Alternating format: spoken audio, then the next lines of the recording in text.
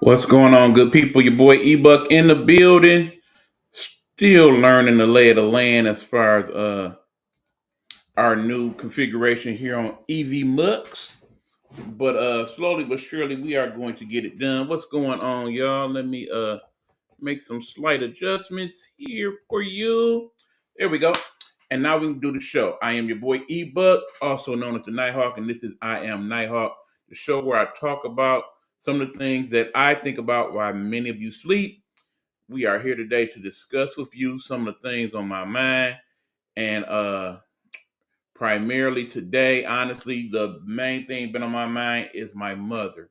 For those of you who know me and of course have seen my Facebook page today, you know that this celebrates the 76th birthday of what would have been my mother's 76th birthday, that is, as she is no longer with us. As you know, my mother passed last year, a little bit after the holidays, and it's been a lot to deal with since then, and still, quite frankly, quite a bit to deal with. But I know in these past several days, I have learned I am one of many people, many of you dealing with grief during this holiday period.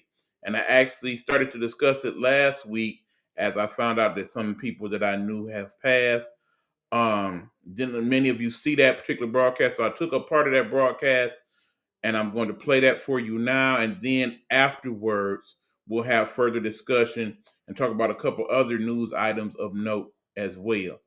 So again, this comes from last week about the time, about maybe 12, 15 minutes long.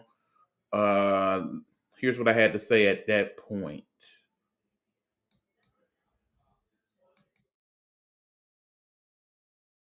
So far, gotta be honest, I did not have the best of holiday. A lot went on last week that was not good. And here to talk about part of it now before we go on to the other topic in the show, which is kind of some of my holiday do and don'ts in terms of your shopping and dealing with stuff. We'll get into that. But in the meanwhile, let us talk about this part of the year. Generally, this part of the year is different than most because the holidays tend to evoke certain feelings in people, both good and bad, to be honest. Um, Not only because it's the end of the year and you moving on to the next year and what that brings, good or bad, but also because the holidays kind of run together like that between the Thanksgiving and the Christmas and the New Year's, and they all just kind of roll together. And we get a lot of time off with the school kids and all that good stuff. So when you look at all of that, you gotta kind of look at it from two different standpoints. For most people, they definitely look forward to this time of year. Some people, they can't wait for this time of year. It's their favorite time. They like the holidays. They like the snow. They like the shopping. They like to spend the time with family, all that good stuff. For other people, this time of year is kind of hard to contend with because of some of those same things, but on a different level. And particularly, I'm talking about those of us who have lost people during this time of year. Understand that we all grieve differently and we all contend with it in our own way, the best way we know how. For some of us, it's kind of okay, well, this has happened. I'm going to take my time to kind of get my mind wrapped around it and do my best to move forward. Some of us, we deal with it and we try our best to contend from day to day, but it's always with us and it's always kind of hard to deal with.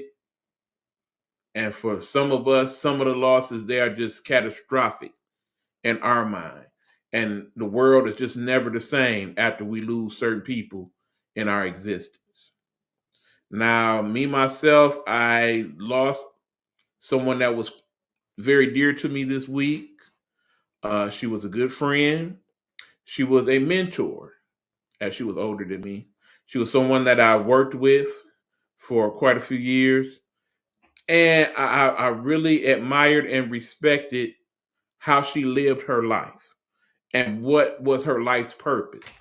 because she very much seemed to know that she was put here to be helpful to those around her, to be a shining light and beacon to those who were in need of help or in need of someone to actually give a damn about them.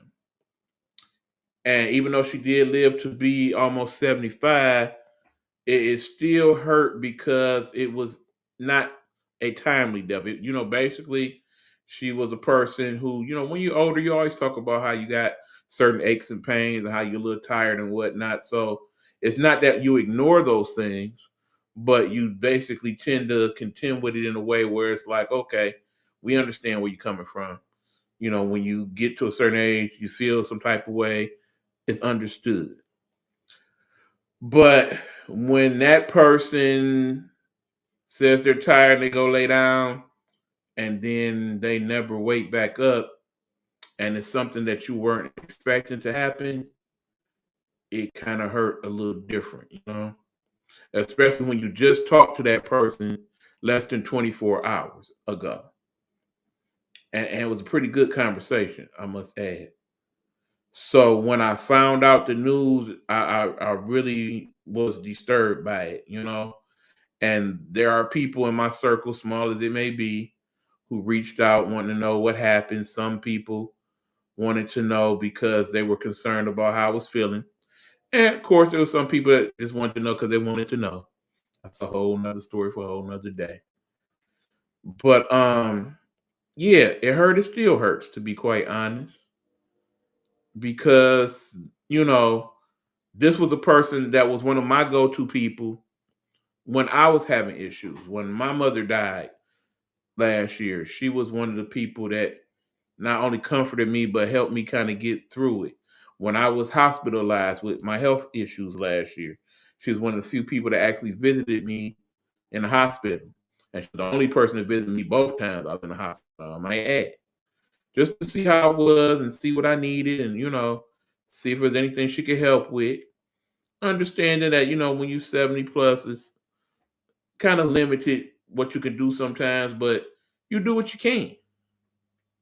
And hopefully everybody who's fortunate enough to live as long as I have will have somebody in their life like Miss Cheryl that can really show you what being an older statesman is about.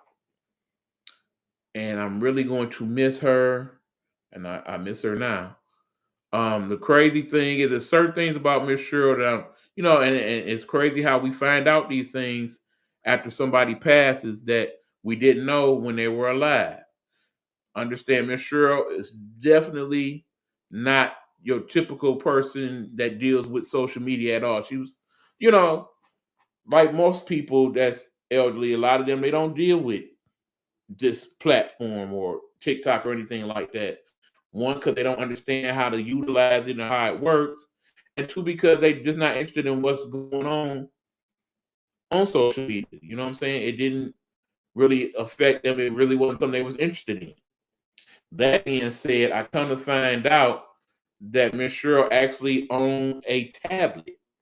Did not know that. This is somebody who actually owned a flip phone, okay? Had a flip phone the entire time. Refused to have a smartphone for the same reason. I actually bought a tablet. She used it for three things. One, to FaceTime her peoples down south. Two, to play a couple of her little lottery, what am I looking for? Casino type games, because she liked to go to casino. And three, to actually look at my podcast. And I mean look at all the podcasts.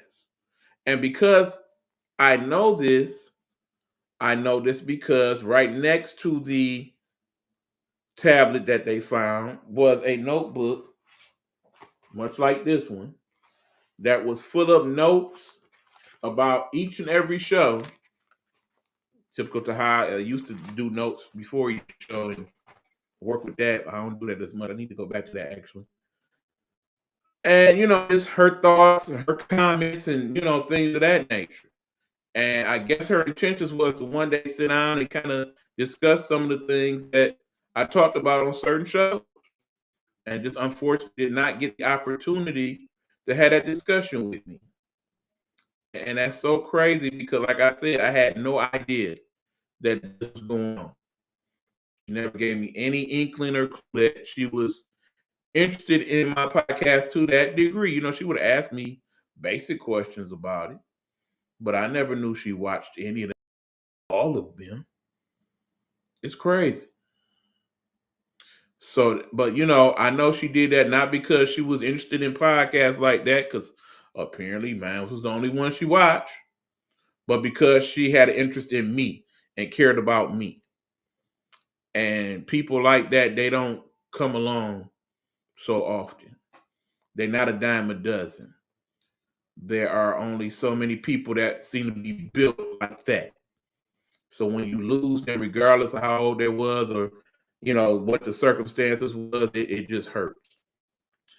Now, also, I have a friend of mine, a very good friend of mine, who lost a family member during the holiday as well. And I really want to send prayers out to her and actually send prayers out to any of you who have recently lost people during this time. I have other family members that have passed around this time of year. I recently had a cousin that passed. I have to go to his wake later on this week, and that's going to be hard for me to deal with because it's in the same place where my mom had her funeral. And for those of you who know about that scenario and how I dealt with that, and basically ended up being hospitalized, and it's going to take a lot of strength to get through that, to be honest. And I think actually Miss Cheryl might end up being in that same place as well. So it's going to be hard, but I'm going to try my best to contend with it to some degree because it's important that I at least make an appearance at these things so that people know that I care. I'm not your stereotypical family member that is going to just pop in on you and constantly check on you. That's something I'm really not so good at. And that's definitely a flaw, I would say. Something that I should work on. But then I look at it from the standpoint of, we may be blood, but also we are people. And if we as people don't necessarily click or coincide in a way, it's kind of hard to just have those forces just for the sake of having them. You know what I'm saying? Where, okay, you live your life and I live my life, and they're like two entirely different lanes where half the things you do I wouldn't have any idea about or any understanding, and vice versa, where some of my interests don't interest you at all and things of that nature. It's that. But I do understand that basically when I lost a cousin, my cousin lost a cousin. My cousin lost her brother. My cousin lost his brother. You know what I'm saying? And those things hit differently. Keep in mind, these are people that they grew up with. That, the whole time you've been alive, that person's been alive. And now they're not here no more. And that's not something that just easily goes away. I'm sitting here now, and the new room in the studio is actually my old room, the room that I literally grew up in. And I don't necessarily see it as that, but I can't help but think of that in this moment. As the studio being basically the home that my mother bought so many years ago, and now I'm here, and she's no longer with us, and it's a lot. And like I said, part of what helped me kind of contend with it better, the fact that I know I'm not alone in that thought process. I'm not the only person going through this time of year. You know what I'm saying? I would safely say I'm beyond the being truly sad about it or depressed about it. I'm at the point where I'm learning to contend with it. When you start to understand as you get older and get to a particular age like myself, you're going to start to really lose people that you knew because, everybody don't live to be 50 or 60 or 70 and so on and so forth. I can only imagine if I'm fortunate enough to live to be an 80 or a 90, what that feeling is like at that moment, because most of the people you grew up knowing at that point is no longer with us. And that thought has to start to creep in the back of your head. It's like, okay, they're gone, but I'm still here. But I'm older and I can only do, you know what I'm saying? These are the things that you start to think about. But in terms of the loss, it definitely hurts more when the people you lose are not a particular age. There was a story this week in the news where a young lady has lost two of her three kids, both of them under 5, the day before the holiday. Now, the problem is, one, you should not have to bury your kids, particularly in a casket that's, I can't even fathom what that would begin to feel like.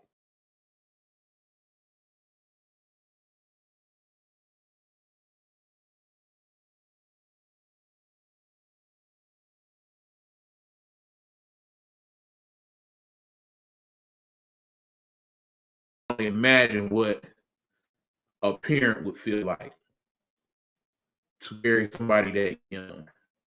You mentioned two of your three children, and your third child is hospitalized, and that one kind of shaky.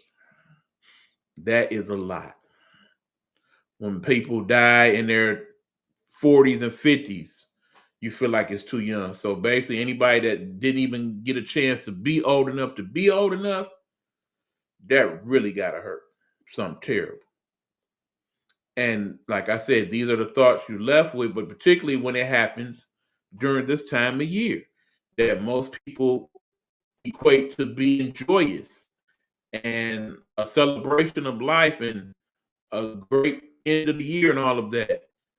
When you can't think that way because you're so consumed with the weight of the loss and what have you, to where the holidays just don't feel the same anymore. I get that. I get that not only because I live that, but I get that because I see people in my existence going through that, and it's not easy. So I ask that, for people like myself, you show a little grace, say some prayer, be patient. It's not always easy to contend with us when we feel this way about the holidays based on our loss. But like I said, everybody grieves differently, and we all just kind of have to work with that. Mainly because we all realize that, like it or not, one thing in this life is truly inevitable. That one day we will no longer be. And as much as that hurts to even think about, or want to think about, or need to think about, it's something we can't help but dwell on, particularly in these moments as we think about the people that we have lost. So that is what I'm dealing with, and that's what others are dealing with. Some of us don't deal with it quite so well. So if you know people like that in your circle, I definitely say you should check on them, see how they be, see if there's anything you could do to help, see if they just need somebody to talk to, see if they just need to kind of get away from their circumstance, kind of have some different thoughts if necessary. Tell y'all I'm good. I'm staying busy. I'm trying to get my finances better. We had a very crucial point in that thing. So those are the things I'm concentrating on now. I don't have time to be sad or hurt or dwell on it too much because I need to keep living. I'm still here. Anybody that still wakes up to see another day, we are still here for a reason. We are still here to serve a purpose. And we must have that understanding and work within those parameters because, like it or not, God didn't make no mistakes, you know? He dealt with us in a way to where we're supposed to be, how we're supposed to be right now. So even though the people that are no longer here is on our mind, we must also remember if they were here in our shoes, they would want us to live. They would want us to keep going. They most definitely would want us to keep this life thing lifing. So we should do our best to do that. And that, of course, was my thoughts last week in regards to dealing with loss, particularly on the holiday. Of course, since that time, I found out several other people that I know are either dealing with loss or have lost, in addition to a few other people that I knew that are no longer with us. Um, it's getting to be to a point where, as an older individual, I understand the process more. As I'm getting closer to that other side, so to speak, you kind of gain a different perspective, you know, particularly when people live to be a certain age, a nice old age, as we might call it, to where you can see that they have lived quite a bit of life and they must have done things well enough to deserve that honor. But it's still harder to contend with the people who have left us far too soon, particularly people in their early 20s and 30s. And God, when any child dies, that's really rough. I think that's always going to be the case, regardless of age or circumstance. What I will say is that I'm comforted by the fact that, you know, when you look at most people, think about when day by day come and you see the pictures I posted on my Facebook page back to the younger times of me and my mom. When you think of the memory of that person, you tend to think more of the good than the bad. And those are usually the pictures that you post. You don't necessarily post the bad pictures. Keep in mind, I have a variety of different pictures, but actually, most of the pictures that's in my phone are of the later days of Pat when she was not so good. And I know in posting some of those pictures, people tend to feel some type of way because she was not at her healthiest and best and whatnot. But as I've said before, that was part of her existence.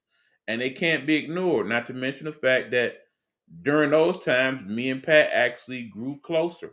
And I was fortunate that I had that time with her. And I take some comfort in that. Also, I look at it from the standpoint of listening to some of the people in my circle over the years who have lost their parents far younger than I did, that basically always pointed out that, you know, at least your mom is still here. Enjoy her while you can. Keep in mind, only one person can give you life that you come from, and that is your mother. So once your mother's no longer here, part of why you exist is gone, and it changes your perspective on many things. So that you kind of look at it from the standpoint of, okay, the one person that I know truly cared about me no matter what, because I literally was flesh of her flesh and blood of her blood, is gone. And that makes me view life and feel different. All that being said, understand every day that we wake up and we are still alive and well, or just even alive, we serve a purpose in this world. And we all always have to be mindful of that. You may not always have the best days. Lord knows I don't. But understand, in that day of you doing you, there are other people doing them. And if your paths cross, or if seemingly they don't, but there's that understanding that, okay, you are here and I find comfort in that. You are doing better, I find comfort in that. That might be fueling what their day is. There are people that know that, I deal with certain health issues and whatnot, but I'm still out living my life. I understand that that kind of inspires them to deal with things a little differently. There are other people doing way worse than myself, but they're still able and doing, and that inspires me. So that in of itself, in this circle of life, as it is called, helps us kind of cope with one another. There was actually an interview on the Breakfast Club, and for those of you who are familiar with the show, some of you either love it or hate it, depending on your thoughts on the host and what have you. But there was a young lady on there, and she actually talked about a more like a pamphlet than a book that she created in regards to dealing with grief during this time. And I think, based on the discussion, it's something I'm going to invest in. It's something you might want to check out too. The name of the book, give me a second as I look it up again to give you the proper what have you. The name of the book is entitled Have Yourself a Merry Little Griefmas. 20 Tips for Navigating Grief During the Holidays. And based on that discussion, I think it's a good investment for some that are having trouble kind of coping with your feelings and how you feel about it all. But the main thing she talked about in the interview was going with how you feel in the moment. Because oftentimes, because of the holidays and you want it to be joyous for everybody, but you may not be feeling in that spirit. You tend to kind of hide or cloak your true feelings in that moment as opposed to going with the flow. So if you felt like crying or if you felt like being sad, you tend to cover it up or kind of play it off for the sake of everybody else around you. That's probably not the best way to go about it. Truthfully, you should feel how you feel in that moment. Understand, I've stopped celebrating Christmas long before I lost many of these people that I'm discussing. That's a whole nother story. We've already been there. You go back to my past episodes. I've talked about that. I know how I feel. But do understand there are elements of the holiday that I very much enjoy. And part of that kind of brings me joy amongst my feelings. I may not be the type that's going to decorate the tree and all that and have all that up, but I do enjoy like the eggnog and the Christmas cookies and seeing people put the decorations out wherever they are. And the joy of people shopping for their loved ones and what have you, which we'll talk about in a minute. But in the end, I gotta live my life amongst the lives of everybody else. And we need to have both those understandings that yes, there are other people around us and they may not enjoy us being a sad sack in those moments or what have you. But if that is how you feel in that moment, you need to go with the flow. Part of the dealing with the grief is the fact that if you never truly deal with it, it stays with you and it kind of engulfs you and won't let you go because you won't allow for it to be free. If in that moment, and it's been several years, and you decide to just break down and cry, you should be not only allowed to do that, but comfortable in doing so. If in that moment you think of the happy times that you had, and that helps to bring you a little better feeling, you should be allowed to do that as well. However you feel about how you feel, you should be free to do that. And the people around you should understand it for what it is.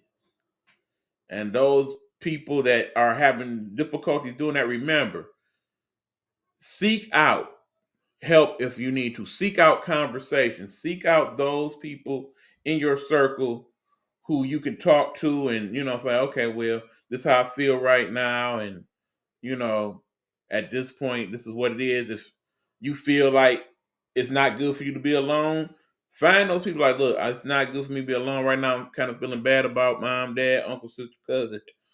Can I spend some time with you? Could you spend some time with me? Whatever the case may be. If you're one of those people that live that single life like myself, you are those people with your family. You always have to remember that in the process of your previous life, there's still the life you have going. So perhaps you want to create some new memories with those people around you that love you and care about you and, don't want you to be sad, don't want you to be hurt, are learning what this life is like on their own end, you know? Perhaps it's a good time to break out the good old files of the pictures and whatnot and discuss, okay, back in the day, this is what we did on Christmas, and this was your mom, and this was your grandma, and all of that. That helps you kind of process things better as well. I do believe there's a song that goes, have yourself a good time, thinking about the good times, because that's what life's all about. So I always will bring up that one point that I always bring up in these discussions. I don't know anybody in your life that is presently here who, if they are no longer here tomorrow, will really want you to be sad and miss them so terribly that you don't live your life. So, by all means, live your life. Find your purpose, live your purpose. It's always good to remember your ancestors and your elders, but remember them in a way that you honor them. That on days like my mother's birthday, I honor her memory in such a way, and I won't really go into that. It's kind of personal how I chose to deal with that today. But everybody has their own way of contending with these things, and kind of work that out in your mind and in your spirit. Okay. Now, that's all I got to say about that for now. In the meanwhile, there's other things going on. Want to talk about them because I don't want to take up the entire night discussing being sad and grieful and all that. Because there are some of y'all feeling good and you are doing your Christmas thing as you always do. You look forward to this time of year. And one of the main things you look forward to is to buy those special gifts for your loved ones and your peoples. Of course, I am always looking to educate you on some of the do's and don'ts that you should contend with during this holiday season. I'm gonna take a quick commercial break. When we come back, let's talk about holiday do's and don'ts, and then get into a couple of these stories right quick about what's going on in the news and how it relates to some of the things I'm thinking about. Okay, this is I Am Nighthawk. I'm your boy E-Buck, and we'll be back after these fine words from this my Nighthawk Network. Hold up, hold up.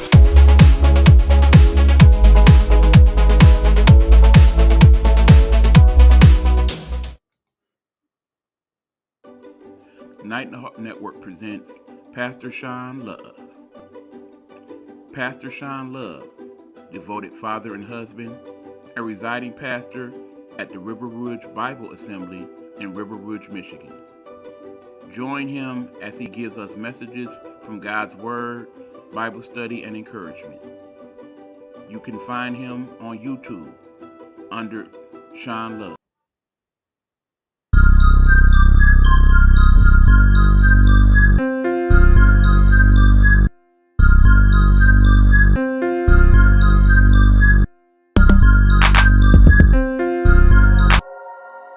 What's going on, y'all? We are back. This is I Am Nighthawk. I'm your boy E-Buck in the building to discuss with y'all some of the do's and don'ts of Christmas. Let me kind of set the mood a little bit because, of course, we're still learning some of the nuances of this EB months and what it can do. Check this out, y'all. Ha ha! Yeah, a nice little Christmas background to deal with there. All right, let me center me in. All right. So we are talking Christmas do's and don'ts. Let's get into it, okay? First and foremost, there we go. That's what I'm looking for. All right, people, remember, it is that time of year for good and bad. What I mean by that is, while your good intentions to go out and get your holiday shopping done and do what you do to get your holiday feeling bright and doing well, there are those people who also look forward to this time of year for the wrong reason. In other words, they know that you out there. They know that you probably got more money and things on your person than you normally do, they are looking to do you dirty and make your holiday very bad. So let's talk about some of that and see what we can do to kind of avoid some of those pitfalls. First of all, if your intention is to go out and do some quality shopping in a particular day, if possible, it is suggested that you bring someone with you. So you both can not only work together on that, but also be each other's eyes and ears, because you always should be aware of your surroundings when you are shopping. In other words, if you're going out to your Walmart, Target, or the mall, or wherever you're going to get your birthday, Christmas type stuff, you should be here with it, looking around to see who's watching you. Because rest assured, there are people, and then, like I said, their intentions are bad. They are definitely watching you to see what you doing or not doing, to see if they can catch you slipping. So there is that. Remember, if you're going to shop in multiple places, you go back to put stuff in the car, do your best to kind of cover those things. Don't just have them up and exposed in your car seats and whatnot. Please make sure that you're locking your doors back and whatnot. You're doing that. Ideally, if you can put those things in the trunk, best to do that. Okay, also, be mindful of what you're buying, because some people might walk past your car, they see a couple of shopping bags from Target or whatnot, maybe not as pressed. If they see you got stuff from the Apple store or AT&T and whatnot, oh yeah, them some invaluable, expensive things. I definitely want to get my hands on those. Let me catch you slipping. We don't want that.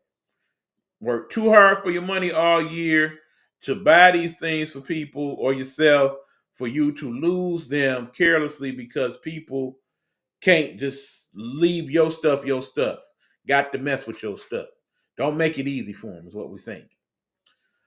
All right, there's that. Also, the most important thing in terms of your shopping, whether it be online or out, this is a receipt, people.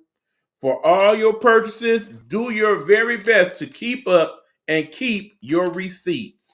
That's important for a couple reasons. One, it is proof of purchase, obviously. There are often times you may go and buy some things, and then you out and that door ring, and all of a sudden they saying you stole this, and this. No, I didn't. Hit a receipt right here.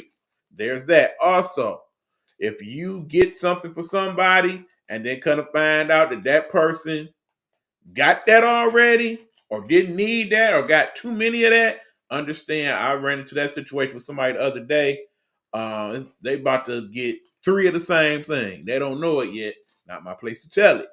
But hopefully the 3 people involved have receipts so that 2 of them can take what they need to take back. Basically, if you are looking at this broadcast, you want them 3 people, you can put 2 and 2 together. I'm gonna leave it at that. Anyway, definitely have your receipts. Also, you're buying things online, make sure you have some type of online receipts, so that in the event, again, you have to take it back or get a refund or what have you, you are prepared with that there.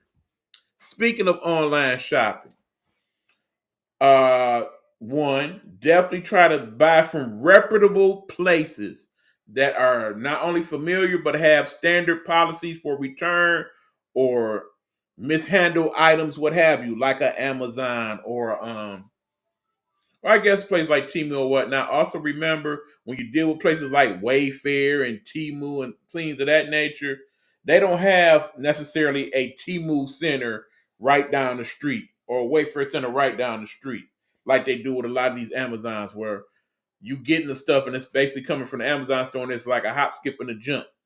So you ain't got to worry about waiting too long. That's why they're able to do the 2 and 3 day or overnight transactions, as opposed to some of these other places where you're getting your belongings from places across the country or overseas. Definitely you want to check to see what the delivery date is, where it's coming from, and what the time frame is. For some of you, you feel like you got to get that person that gift by Christmas, because you don't want to be that person that don't have their gift and Christmas Day coming. well, I don't got your gifts. You want to wait till they come. That's not a good feeling for those people that's in that spirit. I get that. So definitely want to check those time frames and contend with it appropriately. Also, of course, you usually buying that by credit card. Make sure you have a credit card where you can track not only what you bought, but when you bought it, how much it was, and ideally track those items if necessary. So that if later on you don't receive that item, you can go to your credit card company like, look, I bought this, blah, blah, blah, split. I never got it. I should not be paying for something that I did not get. And there's that. Okay. Also remember that in this holiday season, just like they can get you in the real world, they can get you online as well. So again, make sure what you're buying is from a reputable place, that you got the safeguards on your computer and whatnot. You're not basically introducing other things to your existence in addition to buying something. So in other words, you done bought this blanket and a virus. Don't want the virus, just want the blanket. Okay? That part. So make sure you're checking on that. Okay? You can always go to most computer systems and run some type of diagnostic to see if there are any current viruses going on. If you want to do that, then of course there's all type of programs you can get either free or at your computer place to put on your computer to make sure that your computer is safe. Okay? So there's that. But beyond the realm of that, do what you do, buy what you buy, enjoy. Please, though, don't go into debt trying to do Christmas. That's a bad do. Please don't do that. Let me drink this water for a second. Hold on.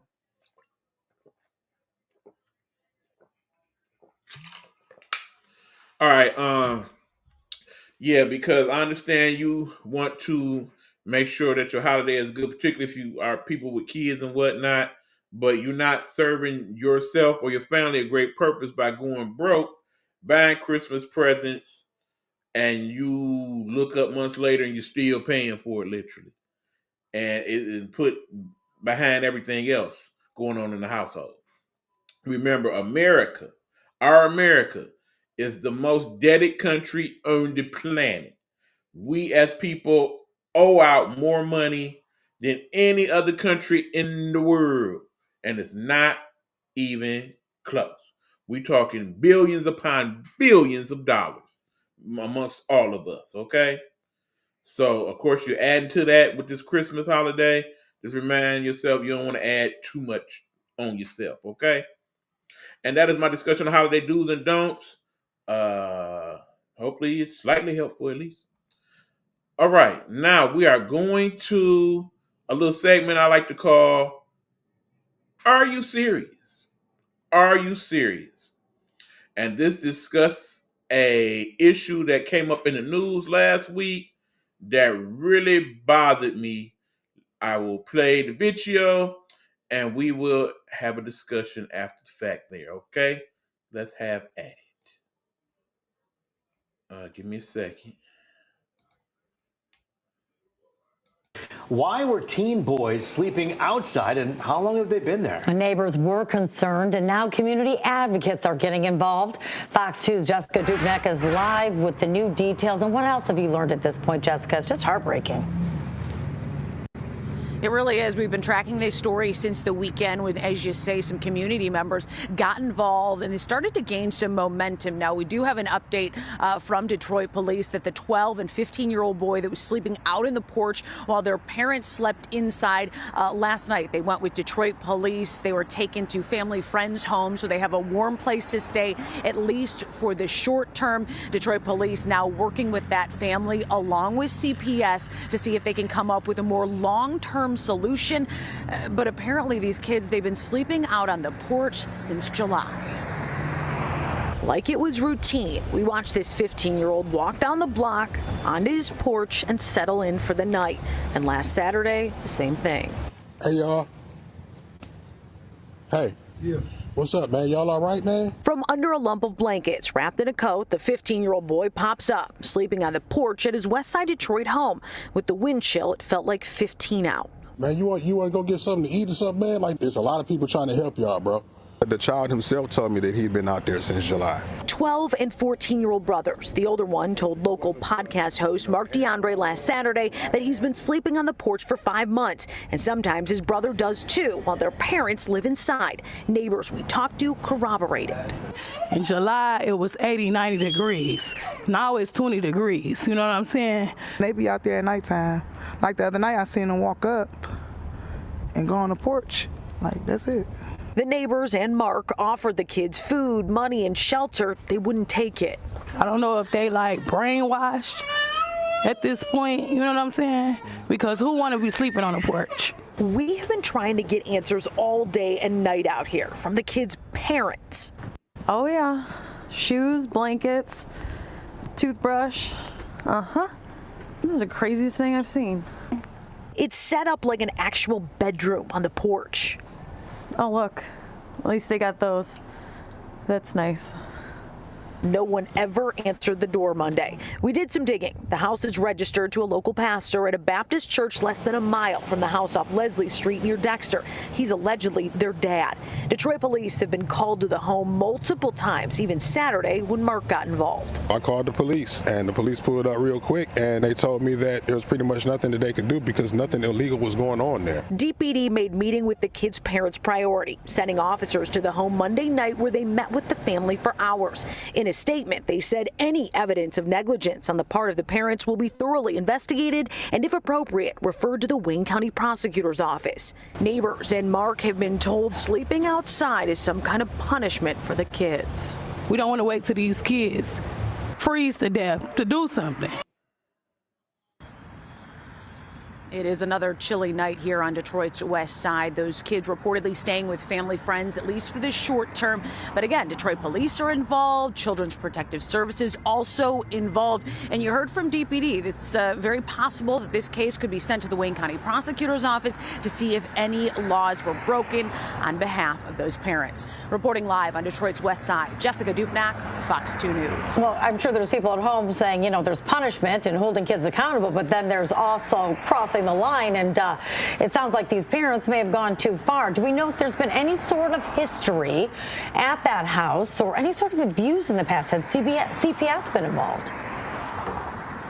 So my social media was blowing up with people who know the family, some different reports of maybe some behavioral issues being consistent within the home, possibly even the kids wanting to stay outside for part of the time. But regardless, they're 12 and 15 years old. Right. Their parents inside, they can't be sleeping on the porch, regardless of the situation or any behavioral issues. So we will absolutely stay on top of this one. All right, people. So that is that story.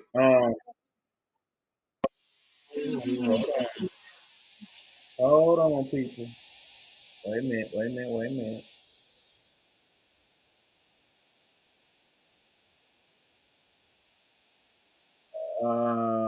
There we go.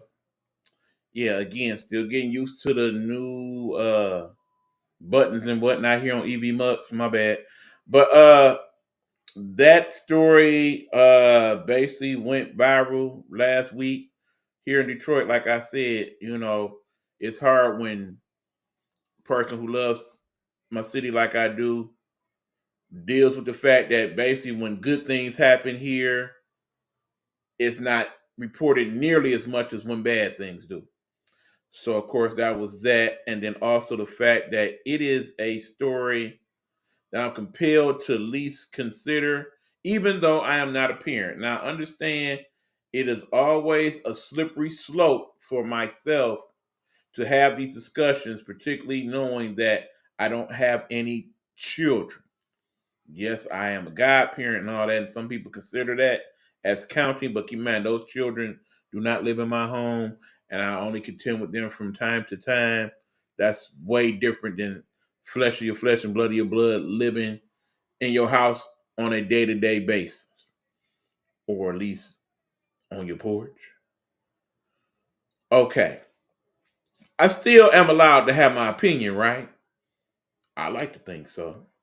And my opinion is, yes, I don't know everything that's going on in that household.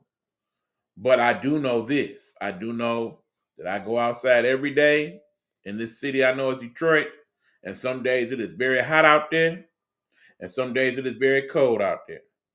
And I am very thankful that I am currently living in a house home that has heat and light and whatnot, because things could be different. Okay. I appreciate that for what it is. Now they're saying that part of why the children found themselves in this situation, it was some type of punishment. Now, I understand we live in a day and age where the vast majority of you do not believe in corporal punishment. In other words, putting the belt to butt or foot to A of their child. They feel that to be cruel and unusual. Many of you do. That being said, there have been alternatives that have been posted on TikToks and whatnot. What do you think of this as an alternative? Making your children basically live outside on the porch in all types of weather? I think that's a bit extreme myself. Not even a bit extreme, it's a lot extreme. I don't like it. I don't like it. And if you did not hear the part of the story where they discussed that the father of these two children is a pastor, and of course, you know, whether you are a religious person or not, we view people of a religious state as a little different, supposed to be of higher conscience and what have you, particularly if you are one of the leaders of the church. Do that seem like something that is a godly thing to do? Have your children sleep out on the porch in inclement weather or not? I don't think so. No new reports on that since that story is posted. The latest that we know is that those kids are living with friends or what have you as they sort all this out. Okay, understand they are 15 and 12. It is said that these kids have had disciplinary issues in the past. In other words, they didn't got in trouble in school, that type of stuff. I still say the punishment don't fit the crime in this one, okay? Don't have them children out there sleeping in the cold and the elements and whatnot. Not to mention, I'm not a fool. This is Detroit after all. They do stay in a neighborhood that I would not categorize as the safest of neighborhoods. There are definitely worse neighborhoods, but there are also definitely better neighborhoods in the city. That being said, I wouldn't want any child in any neighborhood to have to sleep on the porch for whatever reason. Okay? I understand if it's a night or two and it's a decent night out and y'all kind of camping out and all that. Okay, that's cool and whatnot. I want to say we did something like that when we was young, but not to that extreme or that degree where you got your belongings and your toothbrush and all that outside. No, no. And you got a house and you got a room. It is said the kids actually had rooms in the house until they didn't. And understand this is not going on for a couple days. This is going on for months. It is reported. Literally months. These kids have been sleeping on this porch. It's just wrong. I can't see it no other way. It's just wrong. Keep in mind, the comments are here. If you choose to comment on this either now or when you see the rebroadcast, feel free. If you happen to notice, because it is in Detroit and some people on the info page are here from the city. If you happen to know this family, know a little bit more detail, by all means, please post and let us know. But me, myself, I don't see no good in this. I don't see no good from this. There are people out here and they got kids and they don't deserve them. They don't treat them well. It's the reason why we have CPS, Child Protective Services, for people like that. There are people who basically get into having children and don't know what time and money that it costs to truly invest in that. And as they get into the process, tend to deal with it the wrong way. Some of them need help and accept that help. Some of them don't want help. They just say smurf it and just do what they do. I think this is somewhere in between in this scenario. But yeah, hopefully that works out well for the children in that family, for the parents in that family. Clearly, they need to deal with God differently than whatever's going on in that house. Okay, that's my opinion on it. Like I said, feel free to give yours in the comments now or later. Now, the other story I want to talk about before we head on out, and I think before I do that, I'm gonna take a quick break to acknowledge my good friend Meech. Basically his latest podcast episode was very touching and deep. Please check it out. He basically discussed a different type of loss, and I can relate to that, Meech. I just want you to know that. But yeah, this is Meech, and we'll be right back with I Am Nighthawk. Hello, hello, hello. It's another glorious day, my T-steppers, and you know what time it is. I hope you have all of your comforts together because it's time to dish tea. And you're dishing tea, darlings, with Big Meech. Can't wait. It's time to dish tea with Big Meech. It's time to dish tea with Big Meech. It's time to dish tea with Big Meech. It's time to dish tea with Big Meech. Darling. Shout out to Big Meech, and also shout out to WTEA Radio and WHR Radio, where you can find Meech's show. Also can find my show, this show here, I Am Nighthawk, which is also known as Get Off This Lawn. That is the radio version of this show. You will find that in this episode. If you're listening right now, shout out to WTEA Radio listeners. And also, shout out to WAHR Atlanta Hot Radio down there in Atlanta, and our guy LaBelle, also known as Big Red, running that station, where you can find episodes of some of our sports podcasts. And of course, one of my alter egos, DJ Deep Fried, doing his deep fry mix and whatnot. Got some more for you soon, Red, by the way. Stuff been going on, my brother. But anyway, we are back to talk one last thing before we head out. The biggest story outside of everything I talked about this week is the story of the CEO from United Healthcare that was gunned down in New York last week. Apparently, yesterday they have captured the person who did this crime. It is not your stereotypical killer. Basically supposed to be a well-educated young man, valedictorian of his class of Ivy League school and all that good stuff. More information is coming out about him, but the long story short is there are those people in the comments that have been saying that this was actually a good thing that this young man did, killing the CEO, because the healthcare industry is bad, and he was one of the people that contributed to that. Almost saying basically that he deserved to die. Nobody deserves to be murdered, okay? Plain, simple, to the point. No person deserves to be murdered, assassinated, whatever you want to call it. That is not your call to do. There is that simple saying, only God can judge me. That was the only person that was supposed to judge that man in the end.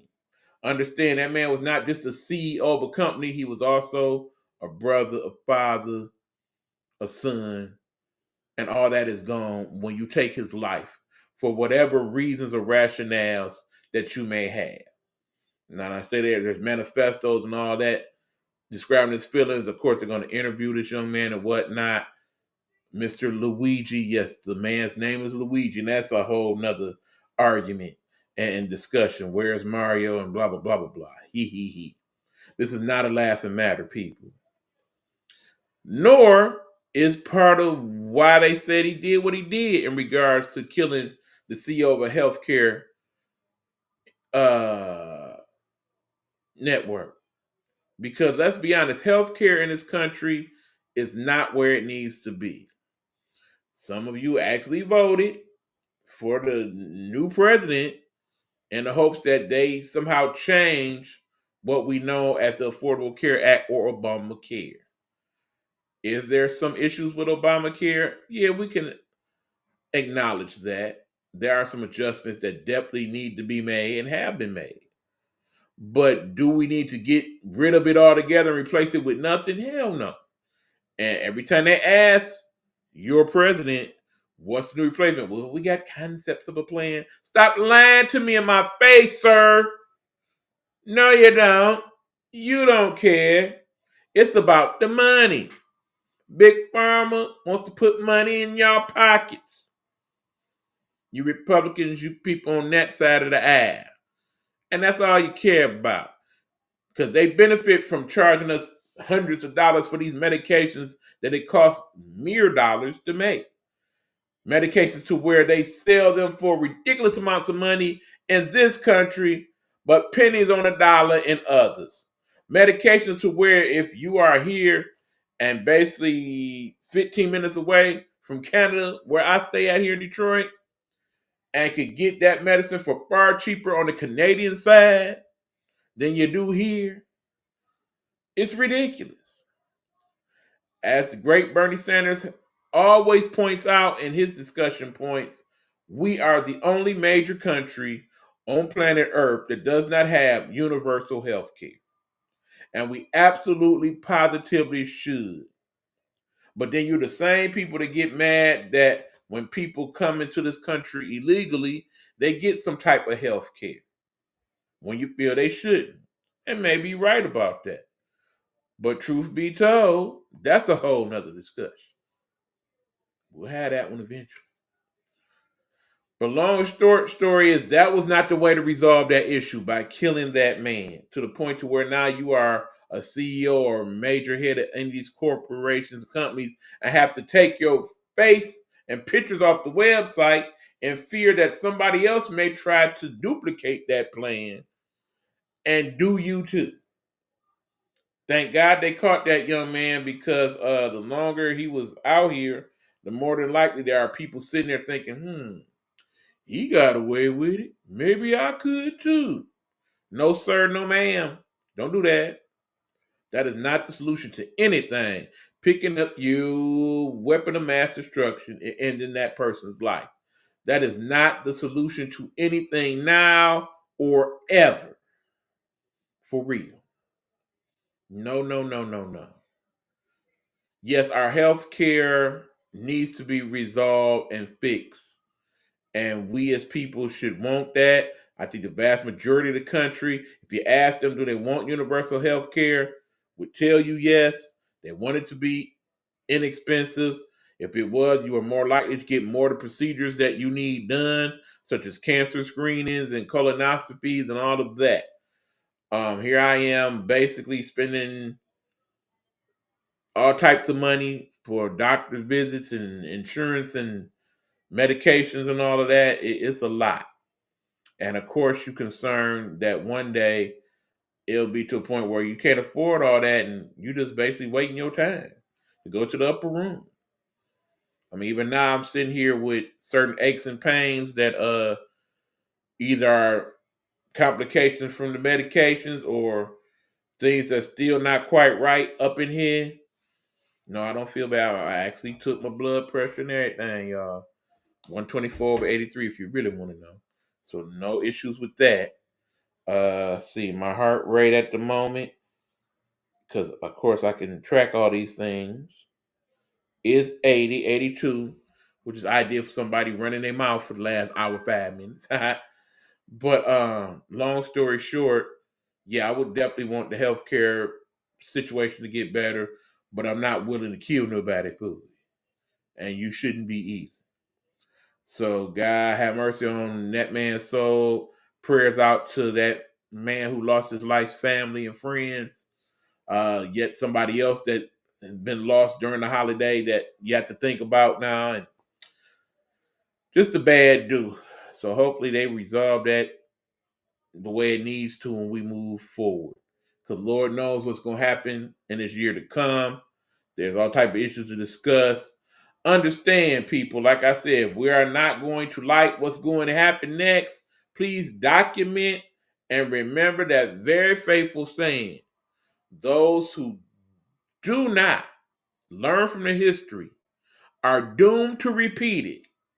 We clearly didn't learn from them first 4 years. Here we go again. Yeah, we'll talk about it. Anyway, y'all, we're going to call it a night. Thank you for tuning in. I appreciate you. Love you. Trust me, like I said, I'm good. Thanks for those of you who have checked in on me. And for those I checked in on, I'm glad that even though y'all going through what y'all going through, you are finding a way to navigate it. I pray to God for strength and understanding for not only myself, but for all of you as well as we navigate these troubled waters to get to the other side, all right? This is, as you see on the screen, E-Buck the Nighthawk. Shout out again to the radio people here at WTEA. And of course, when we get the Nighthawk Network radio started back, I know you noticed last week or so, it has been off the air and has some stuff to deal with. We will be back on the air hopefully sometime this weekend, including some Christmas music for you guys to enjoy. All right. So until next time, good people, which will be tomorrow when we do the sports show known as Google Sports Session, I'm your boy E-Buck. I am Nighthawk, and I am gone.